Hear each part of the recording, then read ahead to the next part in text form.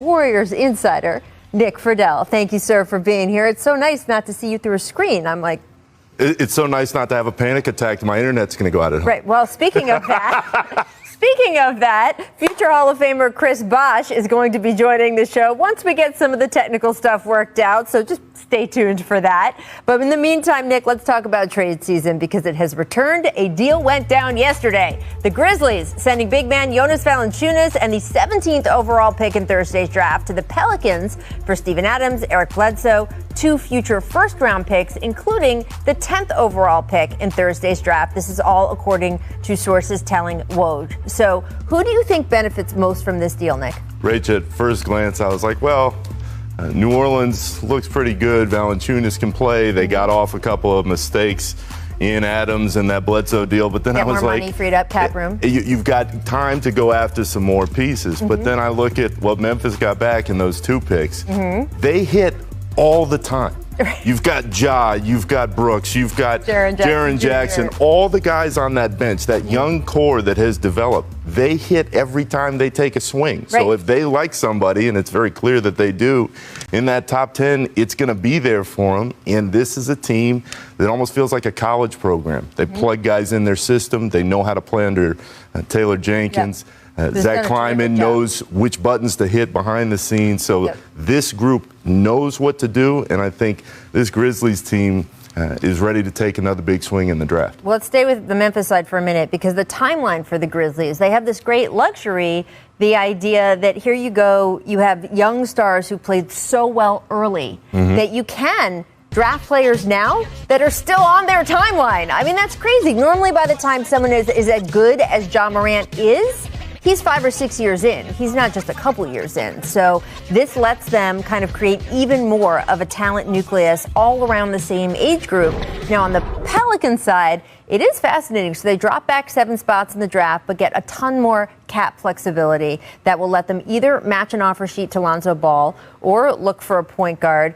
But the bottom line in New Orleans is there is a win-now feeling there, which is not normally what you would expect just a couple years after you get a number 1 overall talent like Zion Williamson.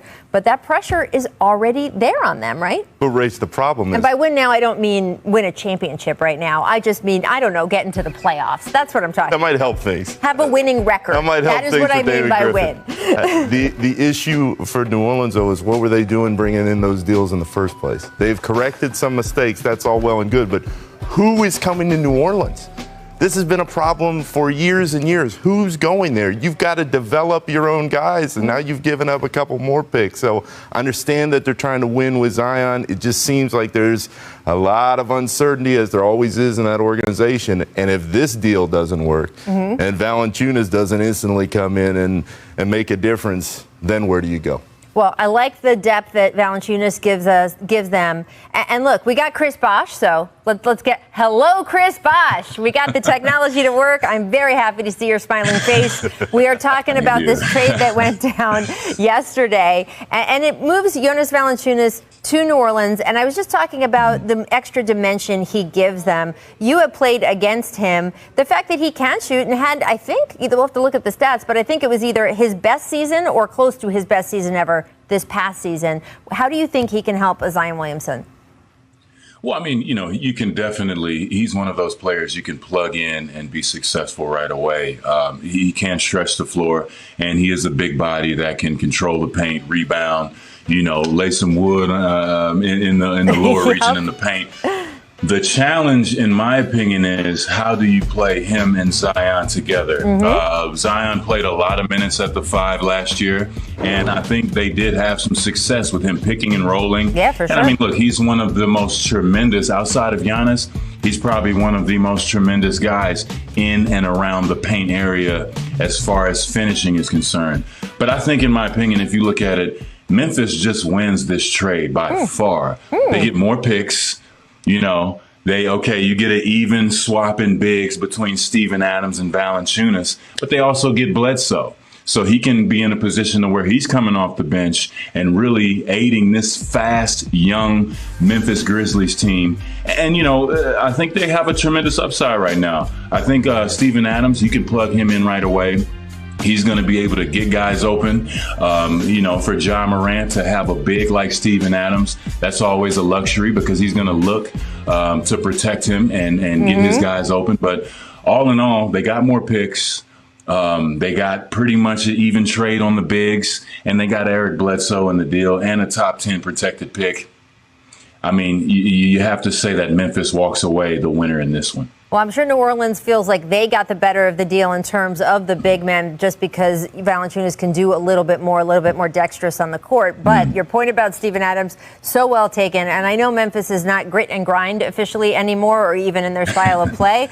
But I do think the people of Memphis who still have that left over, we work hard, we're grimy, we do the work. I think they will really, really like having Steven Adams on their team. I want to switch over to what's going on here in Los Angeles. Kawhi Leonard recovering from ACL surgery. He also has a decision to make, though, regarding his player option for next season. He has the ability to opt out and become a free agent. He could opt in for one more year, just sort of kick the can down the road, or he could potentially sign an extension.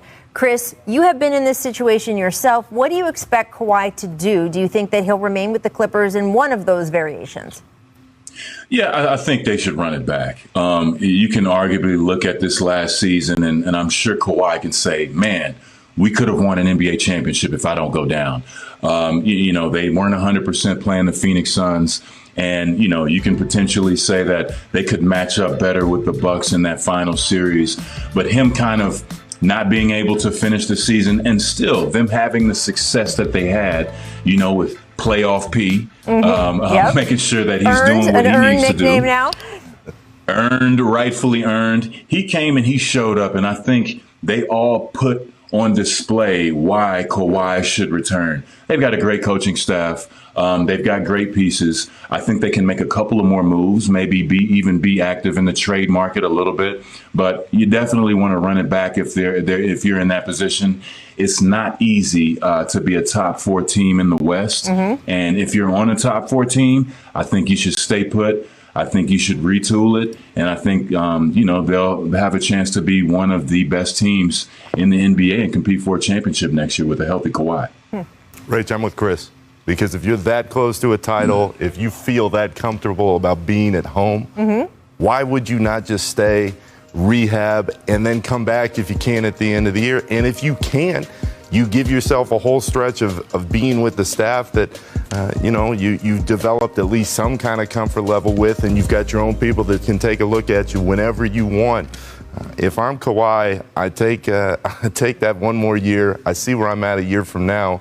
And if I can come back with a group that I know is that close to a title, I'm giving them a chance. It's so hard because we just don't know how long he's going to be out. This injury has been a little mysterious the whole time. It was labeled a sprain or a strain, and then it was upgraded to say a partial tear. I don't know how much is a partial tear. Is it like 98% or is it 9%? We don't know what got repaired. We do know it requires surgery, and this is the kind of injury that could have him out for most of next season and then not rejoin the team until the playoffs, or maybe even sit out the whole year. It's just unpredictable, and we've seen that with Kawhi Leonard and his health, which then again makes you think maybe he will opt out but re-sign so he can have that security going forward. I do think we learned with Kevin Durant, though, a player who is of that caliber, no matter whether he's injured or not, people will want to sign him. They have some faith that he will get better, and that is the guy that you want. The money will always be there. The money will be there. Yeah. Let's talk about another guy who would like to command some big bucks. Kyle Lowry, also a free agent, 15 seasons of NBA experience, an NBA title on his resume. Definitely going to draw some attention on the free agent market. Of his 15 seasons, 9, of course, were played in Toronto, where he holds a number of franchise records. So, Chris, Kyle's really Mr. Raptor right now. Do you think that he will stay in Toronto, where you, of course, also played, or will end up going elsewhere? Look, Kyle he's in such a unique position. I think he's one of the guys in this free agency pool that has the biggest decision to make. Yeah, does he go back to Toronto, or does he want to team up and try to get one more title? One of the fascinating teams that's out there that is really a dark horse and always a dark horse in free agency is the Dallas Mavericks. You have teams like the Lakers out there trying to get better. They can't sign him outright, but them trying to figure out how to get back on top. Having that veteran leadership at the point guard is tremendous and is vital to an NBA championship. And I think in Kyle's case, just the fact that he can spread the floor, he can shoot, he can get to the free throw line, drawing fouls the way he does. And for whatever reason, he doesn't seem to age. The older he gets, the more his game stays the same. It's incredible. But I think if I'm trying to compete for a championship and I want an automatic upgrade at point guard, you know, he's got the shooting, he's got the veteran leadership, he has the ability to run your offense, and he can be either a distributor or a facilitator of offense and shooting a lot of shots, and you've got to guard him. I think that's very important for the point guard position in today's league.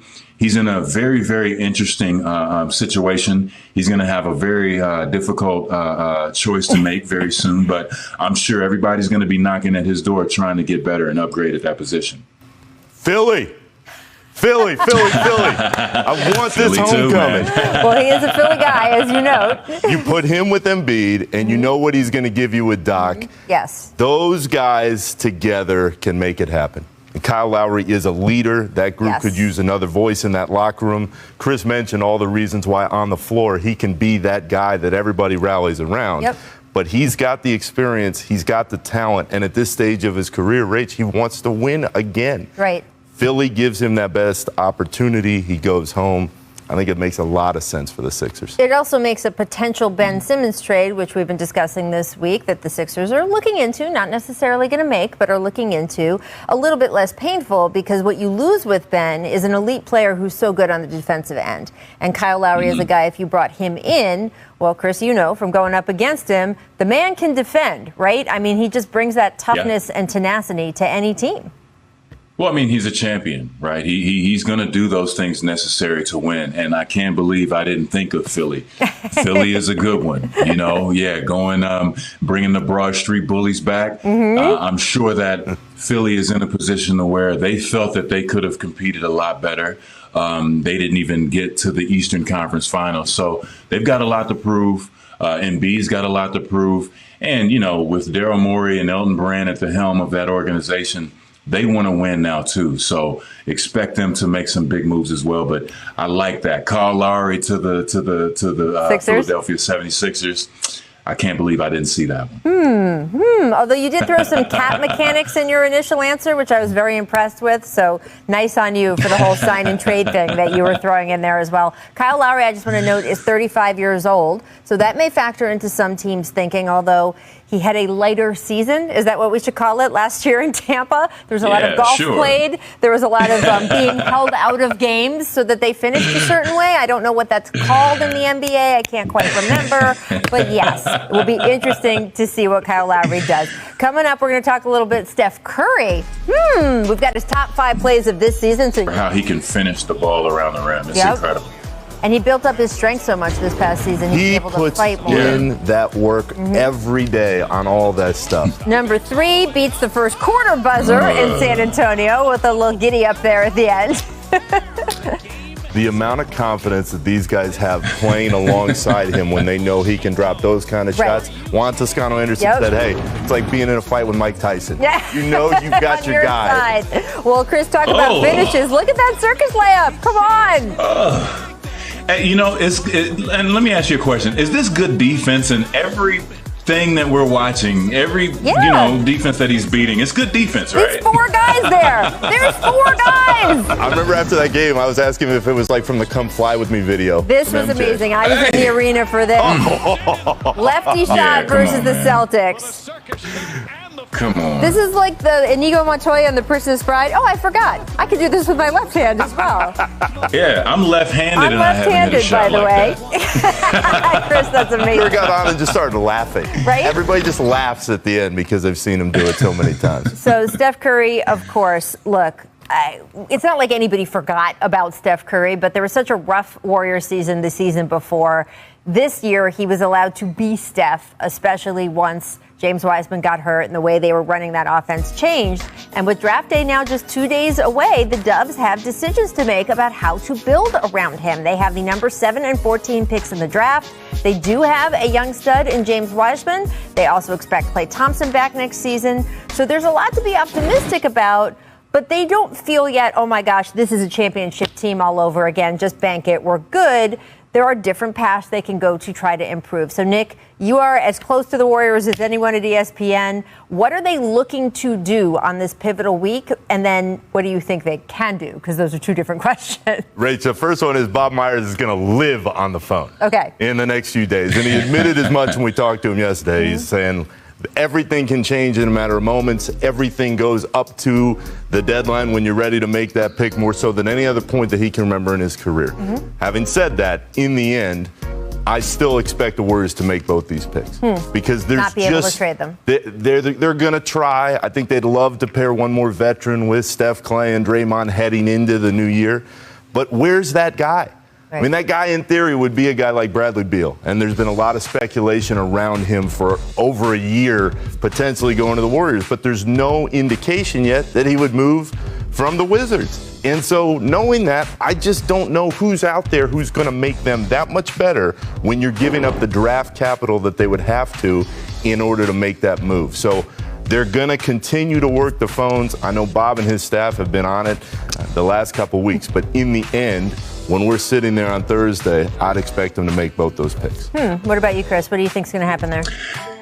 Yeah, I mean, it's such an interesting market. They do have some flexibility as far as making a trade. They're already pretty much capped out.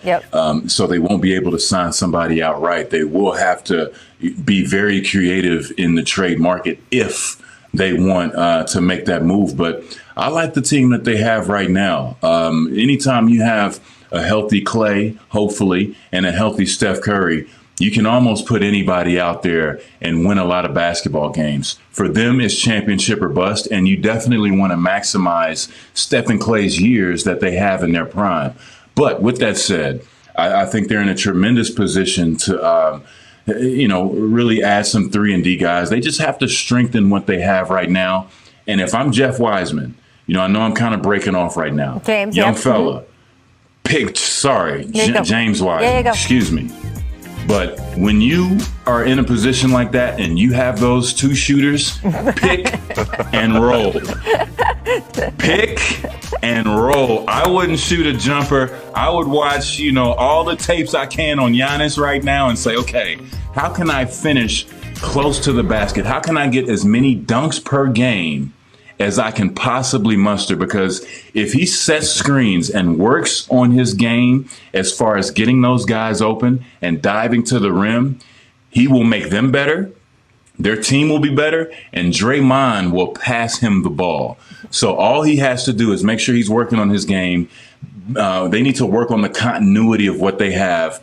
They need to play defense because they're going to be able to score the ball and really just work with what they have and hopefully bring in some young talent. But like I say, look for them to continue to maybe be aggressive all the way up until the trade deadline next year. Well, first of all, James Wiseman, if you're out there, that is Hall of Fame advice you were getting from Chris Bosh. So enjoy that. And before we got to go to break, but before, Chris, as someone who was part of forming a super team based on your Team USA experience and getting to know guys, do you think that Draymond Green was trying to recruit Bradley Beal when they were in training camp together in Las Vegas for Team USA? Do you think maybe some of those conversations might have happened, at least in the Draymond direction? Draymond is always trying to recruit. Trust me. He's got 3 rings, and when you have 3 rings, you want to get 4. There you go. Boom. All right. Coming up on The Jump, top 5 projected pick. Jalen Suggs is going to join us. What team does he have his eye on? We'll discuss. Don't go anywhere.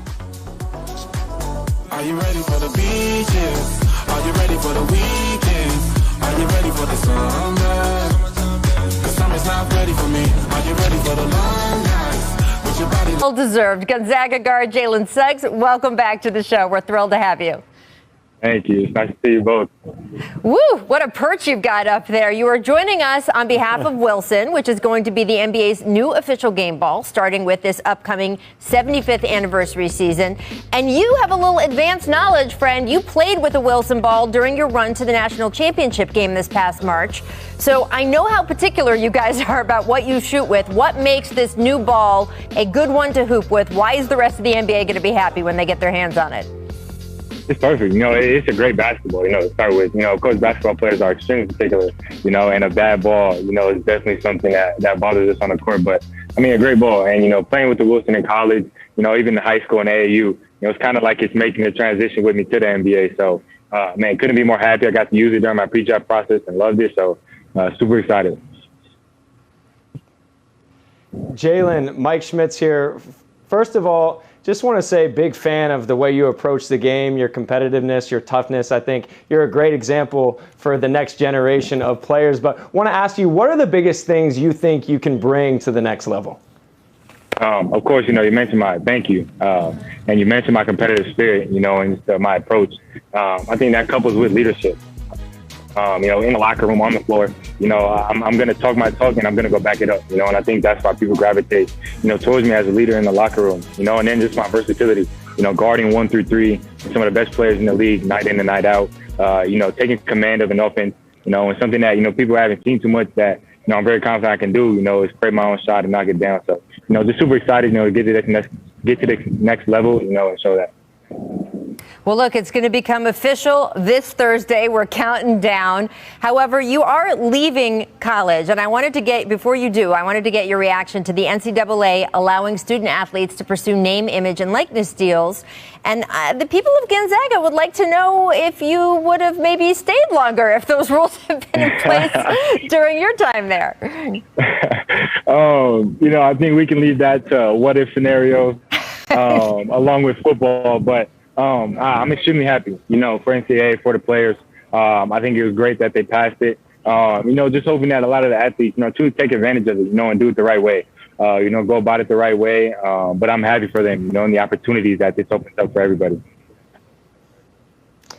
Jalen, I know you're a big-time football player, quarterback. I'm curious, what elements of your success on the gridiron could really translate to the hardwood? Like, where do you see parts of your football success showing up most on the basketball court?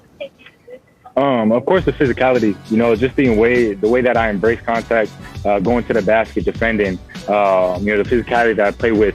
Definitely translate, from the defensive end in football, to basketball. And then offensively, just my vision, and IQ and being a quarterback, seeing passing lanes, seeing windows, having the ability to fit it through there, and putting my teammates in the best position to succeed.